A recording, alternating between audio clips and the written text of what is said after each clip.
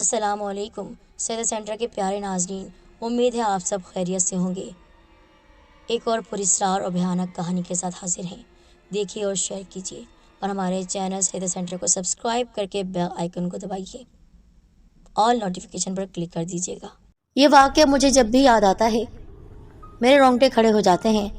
میں اپنے ماضی میں کھویا ہوا تھا کہ امی جان کے چیخنے کی آواز پر میں ماضی سے دوبارہ حال میں لوٹ آیا اور تیزی سے امی جان کے کمرے میں گیا۔ ابو بھی پریشانی کے عالم میں کمرے میں کھڑے تھے۔ کیا ہوا ابو؟ میں نے پوچھا۔ کچھ نہیں بیٹا، تمہاری امی خواب میں ڈر گئی ہیں۔ خواب میں ڈر گئی ہیں؟ ہاں، وہی خواب نظر آیا تھا۔ ایک خوفناک شکل کی عورت ان کی طرف بڑھ رہی ہے اور وہ تمہاری امی کا گلا گھونٹ دینا چاہتی ہے۔ ابو، اب ہر صورت میں امی جان کو کسی اچھے عامل کو دکھانا ہی پڑے گا، کیونکہ یہ خواب اب انہیں باقاعدگی سے آنے لگے ہیں۔ اکثر انہیں اکیلے میں ایسا بھی محسوس ہوتا ہے کہ کوئی شے ان کے پاس حرکت کر رہی ہے، چل پھر رہی ہے آس پاس۔ میری اس بات پر ابو بولے، ہاں بیٹے، پہلے اس بات کا میں نے سنجیدگی سے نوٹس نہیں لیا تھا، لیکن مسلسل اس طرح خواب میں ڈرنا اور اکیلے میں کسی شے کی موجودگی کا احساس ہونا اس بات کی علامت ہے کہ ضرور کوئی گڑبڑ ہے اور تمہاری امی کو کسی عامل کو دکھانا ضروری ہو گیا ہے۔ ابو نے کہا، جی ابو، اس معاملے میں کوئی سستی نہ کریں۔ میں نے کہا۔ میں واپس کمرے میں آ گیا۔ شادی کی تصویر کا البم بیڈ پر پڑا ہوا تھا۔ اسے میں نے ایک بار پھر اٹھا لیا۔ وہی تو میرا ماضی تھا، گزرا ہوا کل۔ دلہن کے لباس میں میری بیوی نائمہ بہت ہی پیاری لگ رہی تھی، بالکل چینی گڑیا محسوس ہو رہی تھی۔ رنگ بھی اس کا دودھیاہی جو اس کے حسن کو چار چاند لگا رہا تھا۔ نائمہ سے دوستی بھی ایک اتفاق تھا۔ ایک دن میں گھر میں فارغ بیٹھا ہوا تھا، مجھے بیٹھے بیٹھے بوریت کا احساس ہونے لگا۔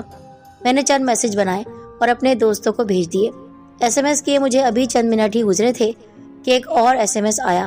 آپ کون ہیں؟ میں یہ پڑھ کر چونکا۔ وہ نمبر بالکل نیا تھا۔ میں نے جواب میں لکھ دیا، آپ کون ہیں اور مجھ سے یہ کیوں پوچھ رہی ہیں کہ آپ کون ہیں؟ اس نے کہا کہ آپ نے ہی ابھی میسج بھیجا ہے۔ جب میں نے اس کا نمبر دیکھا تو نمبر تو انجانا تھا، لیکن غلطی سے میرا میسج اسے بھی چلا گیا تھا۔ بس اسی وجہ سے ہم دونوں کی دوستی ہوئی، کیونکہ میں نے کہا تھا، کیا میں آپ کو کال کر سکتا ہوں؟ اس نے منع بھی نہیں کیا۔ کال کرنے پر ایک بہت ہی خوبصورت آواز کانوں میں رس گھولتی سنائی دی۔ آپ نے اپنے دل کے ہاتھوں مجبور ہو کر مجھے کال کر ہی لیا۔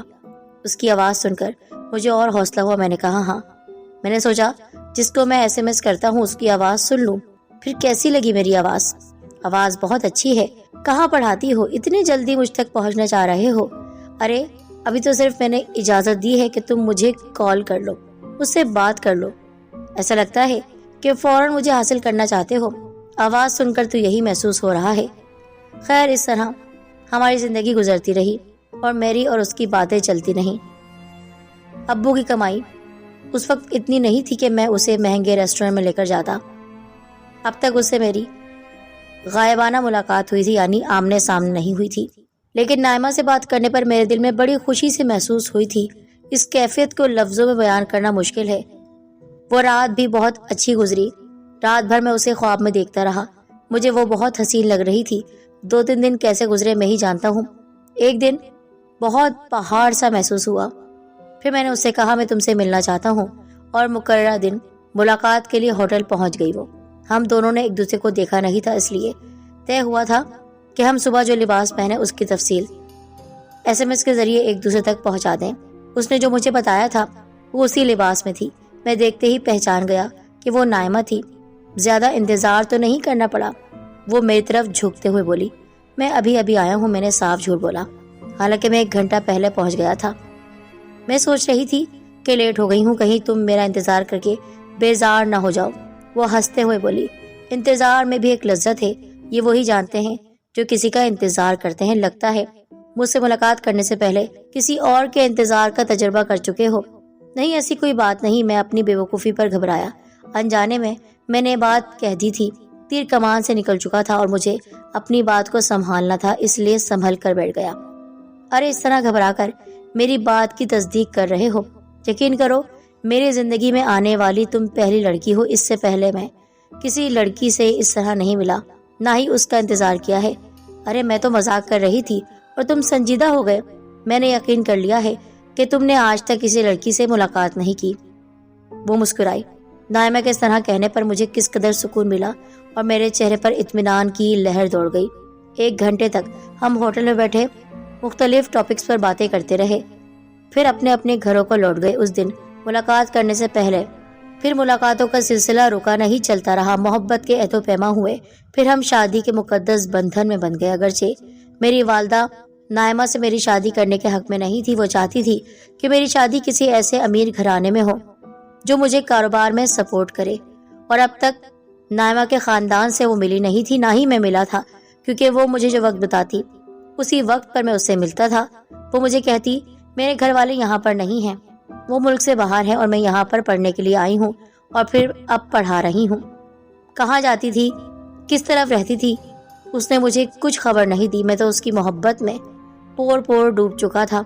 मुझे तो इस बात की भी परवाह नहीं थी वो कहाँ से आई है और कहाँ जाती है, किसके साथ रहती है, अकेली क्यों है। मुझे कुछ भी फर्क नहीं पड़ता था, मैं तो बस उसे हासिल करना चाहता था। मेरी ख्वाहिश थी मेरी बीवी खूबसूरत हो और रोमांटिक बातों में मेरा भरपूर साथ दे। नायमा की सूरत में ऐसी शरीके हयात मिल गई। उसका कसूर सिर्फ यही था कि वो अपने खानदान से मुझे और मेरी माँ को नहीं मिला सकी थी। मैं उसे किसी बात के लिए कसूरवार नहीं ठहराता था, लेकिन मेरी माँ का रवैया उसके साथ सही नहीं था।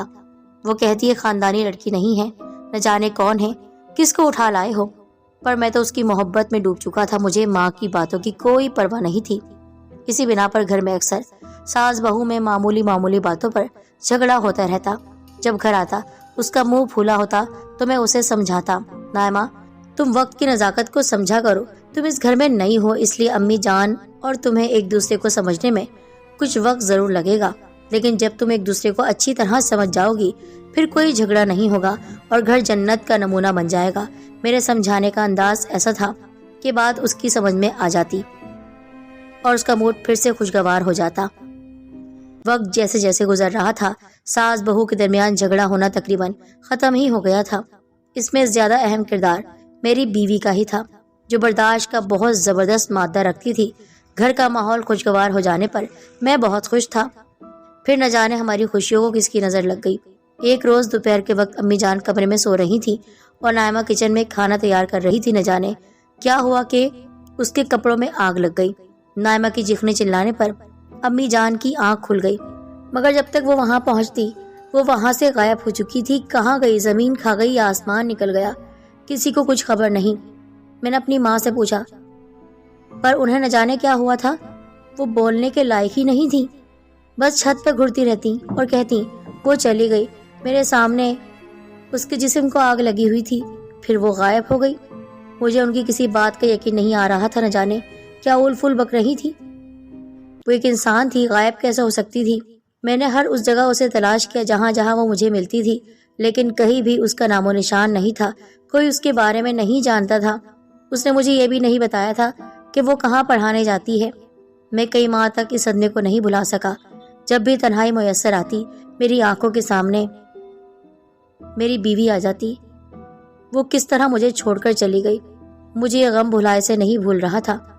मैं उसे नहीं भुला सका। फिर अम्मी जान की तबीयत खराब रहने लगी। वो हर वक्त खौफ में मुब्तला रहने लगी। उन्हें ऐसा महसूस होता कि कोई है जो उनके साथ साए की तरह रहने लगी है। ख्वाब में अक्सर उन्हें एक औरत जिसके चेहरे पर बाल बिखरे होते हैं, वो उन्हें डराती है नजर आती। न डरने पर वो जोर से उनका गला दबा देती। अब्बा जान ने अपने वाकिफकार एक आमिल जमशेद को दिखाया और आमिल जमशेद ने बताया कि उन पर किसी जिनजादी का साया है जो उनको हर वक्त खौफ में मुब्तला रखना चाहती है। इलाज के जरिए ही उससे निजात मिल सकती है। अभी अम्मी जान का इलाज शुरू हुए 2 दिन ही हुए थे कि अम्मी एक दिन चीखने चिल्लाने लगी और उठकर बैठ गई। ख्वाब में उन्होंने किसी को देखा था। उनका पूरा जिस्म पसीने से शराबूर हो रहा था। वो बहुत घबराई हुई थी, खौफ से वो बुरी तरह कांप रही थी। उन्हें इस हालत में देखकर अब्बू और मैं दोनों घबरा गए। अम्मी क्या हुआ, मैंने पूछा। मुझे जवाब देने के बजाय वो फिर से डरी सहमी नजरों से देख रही थी मुझे।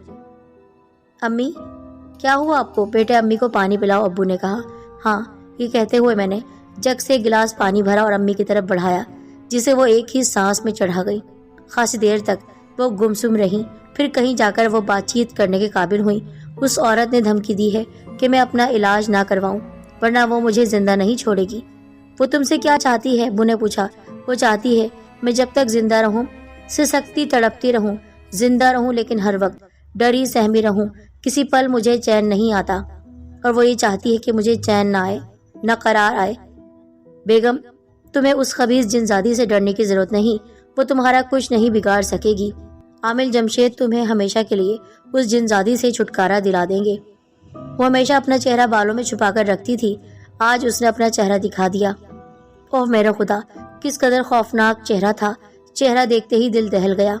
अम्मी ने अब्बू की बात को काटते हुए कहा, ऐसा लग रहा था कि वो उन्हें सुन ही नहीं रही। वो ये जानती ही नहीं कि कोई आमिल भी है, बस वो खोई हुई थी उसके चेहरे में। फिर वो दीवार की तरफ घूरने लगी। वो देखो, वो सामने अभी भी खड़ी है, इस कदर भयानक चेहरा, जैसे किसी ने इसके जिस्म को आग लगा दी हो।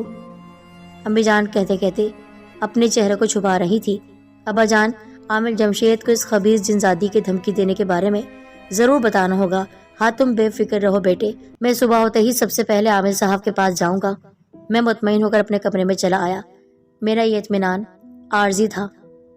उस जिनजादी ने अम्मी को दिन में भी डराना शुरू कर दिया।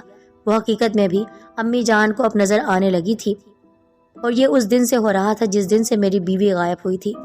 इस नई सूरत हाल से अब्बू और मैं दोनों ही फिक्रमंद हो गए। वो कौन थी, क्यों अम्मी के पीछे थी? अब तक इस मामले को कोई सुलझा नहीं पाया था। आमिल जमशेद से अम्मी जान का इलाज चल रहा था और उन्होंने हमें भरपूर यकीन दिलाया था कि अम्मी जान को उस जिनजादी से निजात मिल जाएगी, मगर हमारी समझ में नहीं आ रहा था कि किस तरह निजात मिलेगी। उस खबीस जिनजादी ने बहुत ज्यादा अम्मी जान को तंग करना शुरू कर दिया था। अम्मी की तबीयत ज्यादा खराब रहने पर अब्बू का मुझ पर दूसरी शादी करने का दबाव बढ़ गया। इतवार के दिन अब्बू मेरे कमरे में आए और समझाने की गर्ज से बोले, तुम देख रहे हो कि तुम्हारी वालदा की तबीयत ज्यादा खराब रहने लगी है, ऐसे में किसी का घर में रहना बहुत जरूरी हो गया है। ऐसा करते हैं कि फूफी निगत को चंद दिन के लिए बुला लेते हैं। मैंने तजवीज दी। चंद दिन के बाद क्या होगा? फिर हम क्या करेंगे? इस घर में एक औरत का मुस्तकिल रहना बहुत जरूरी हो गया है। तुम्हारी शादी करने से ही ये मसला हल हो सकता है। अब्बू जान, मैं क्या करूं? मेरे जहन से मेरी पहली बीवी की यादें चिपक कर रह गई हैं।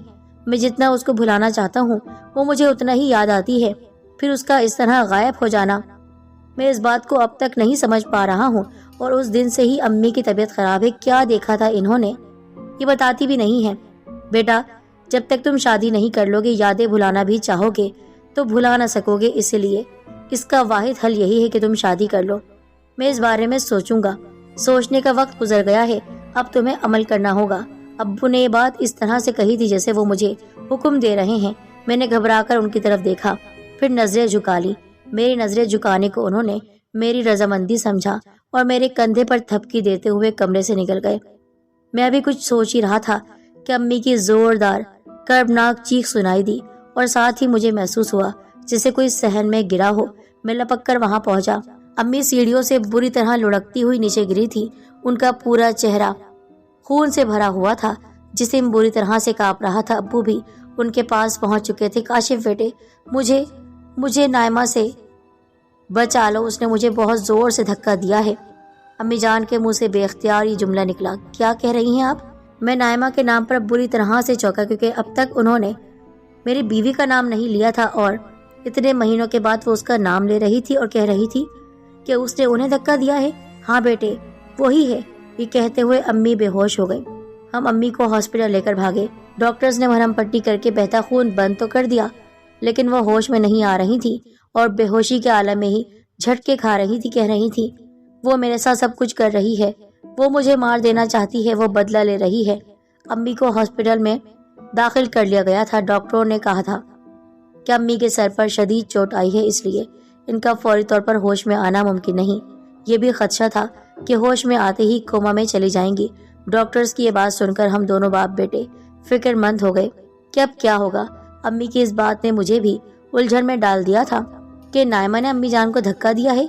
ये कैसे मुमकिन था? एक शख्स जो कि था ही नहीं, एक जिंदा इंसान को नुकसान पहुंचा सकता है, जबकि वो वहां पर थी ही नहीं।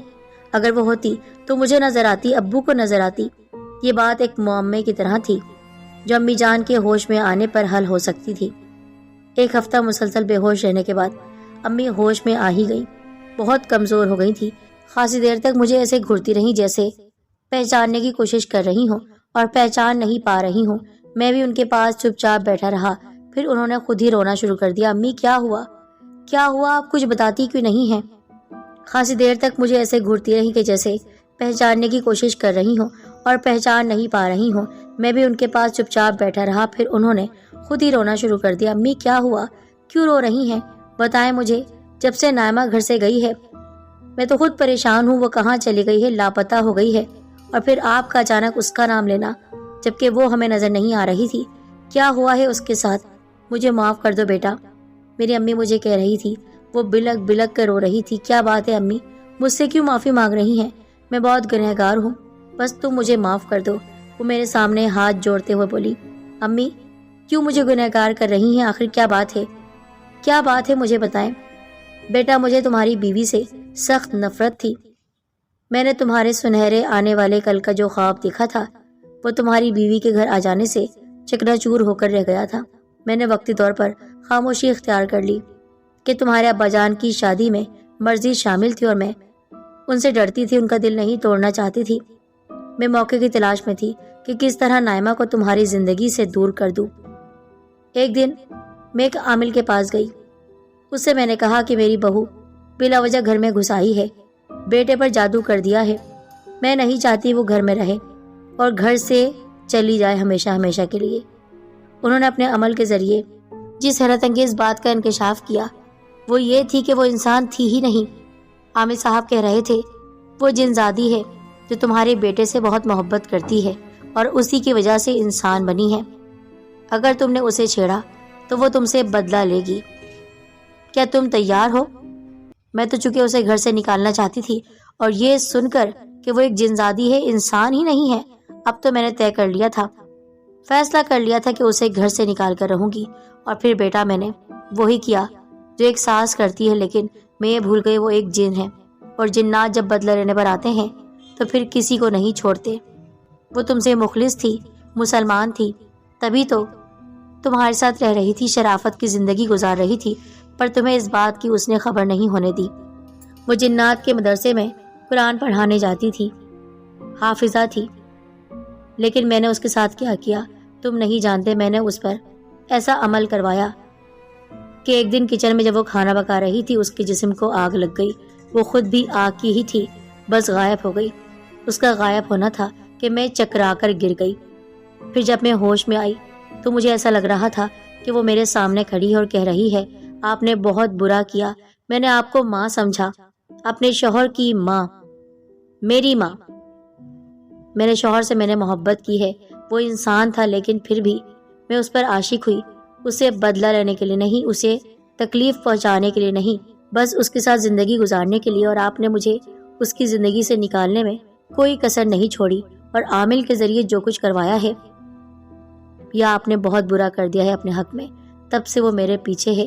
میں اس سے ڈر رہی تھی، اس لیے میری خواہش تھی کس طرح مجھے اس سے چھٹکارا مل جائے۔ وہ مر کر بھی مجھے اپنی صورت دکھاتی رہی اور مجھے اس کی صورت دیکھنا گوارا نہ تھا۔ عامل جمشید سے میرا روحانی علاج ہونے پر وہ جنزادی جوش میں آ گئی۔ وہ گھر سے جانے کے بعد بھی میرے پیچھے ہی تھی، کیونکہ میں نے جس طرح اسے گھر سے نکالا تھا اس نے کہا تھا میں تم سے بدلہ لوں گی۔ عامل جمشید گو کہ میرا علاج کر رہا تھا، لیکن وہ بہت طاقتور ہو گئی تھی، حافظ قرآن تھی، بہت زیادہ علم جانتی تھی۔ میں نے غلط طریقے سے سفلی عمل کر کے اسے گھر سے نکلوایا تھا، اس کے جسم کو آگ لگوائی تھی، لیکن اس نے جو کچھ کیا وہ اپنے بلبوتے پر کیا۔ وہ مجھے روز ڈراتی، میں اسی کو دیکھتی تھی۔ میں تمہیں کچھ بھی نہیں بتا سکتی تھی کہ تمہیں یقین نہیں آتا، تم تو خود اس کے غم میں پاگل ہو رہے تھے۔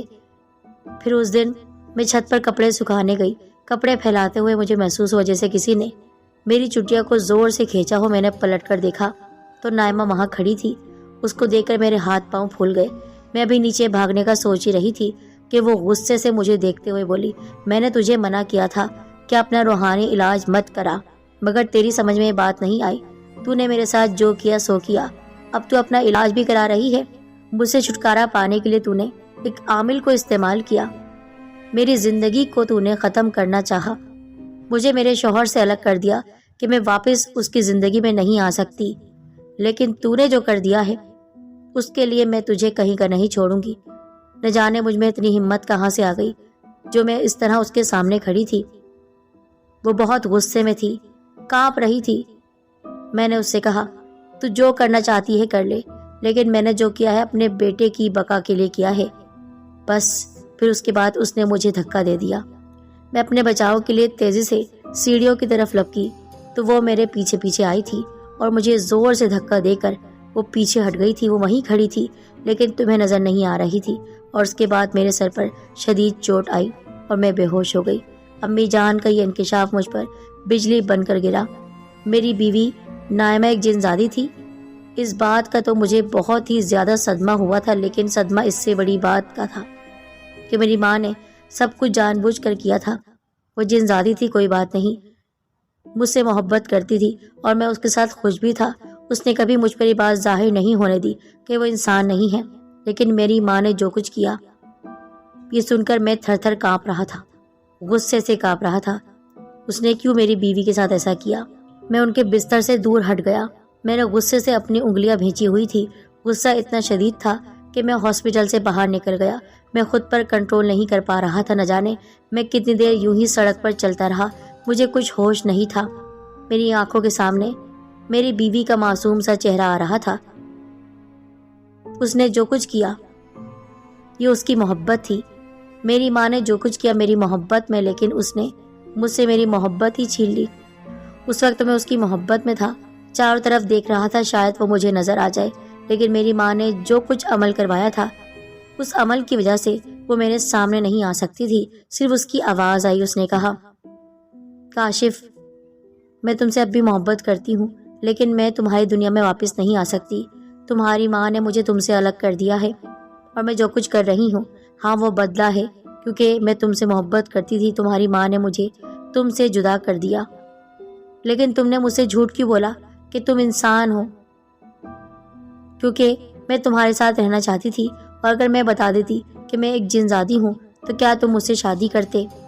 میں ایک مسلمان تھی، مدرسے میں قرآن پاک پڑھانے جاتی تھی۔ تمہیں کبھی بتا نہیں سکتی تھی کہ میں جنات کے مدرسے میں جاتی ہوں، کیونکہ پھر تم مجھ سے شادی نہیں کرتے، لیکن تمہاری ماں نے سارا کھیل بگاڑ دیا۔ اس نے مجھے تم سے الگ کرنے کی بھول کر دی ہے اور میں اسے معاف نہیں کر سکتی۔ اس کے بعد اس کی آواز بند ہو گئی۔ جب مجھے ہوش آیا تو میں پلٹ کر ہاسپٹل آیا۔ ابو ایک طرف کھڑے رو رہے تھے۔ جب میں ان کے پاس گیا تو کہنے لگے بیٹے تمہاری امی ہمیں چھوڑ کر چلے گئیں۔ کیسے؟ میرے منہ سے بے اختیار نکلا، جبکہ میں سب کچھ جانتا تھا۔ انہوں نے کہا کچھ دیر پہلے ان کی طبیعت اچانک پھر سے خراب ہو گئی۔ وہ کہیں گھور رہی تھی، اشارہ کر رہی تھی اور کہنے لگی وہ سامنے ہے، وہ میرا گلا دبا رہی ہے، وہ مجھے مار دے گی۔ بیٹا ہاسپٹل میں ہونے کے باوجود کوئی انہیں نہیں بچا سکا۔ امی جان کے انتقال پر مجھے یہ دوسرا دھچکا لگا۔ پہلے ان کے انکشاف سے لگا تھا کہ انہوں نے جو میری بیوی کے ساتھ کیا تھا، نہ میری بیوی میرے ساتھ ہے نہ میری ماں، میں تو اکیلا رہ گیا۔ دو عورتیں جن میں سے ایک انسان تھی، ایک جن زادی، دونوں نے جو کچھ کیا اپنے مفاد کے لیے کیا، لیکن میرے بارے میں کسی نے کچھ نہیں سوچا۔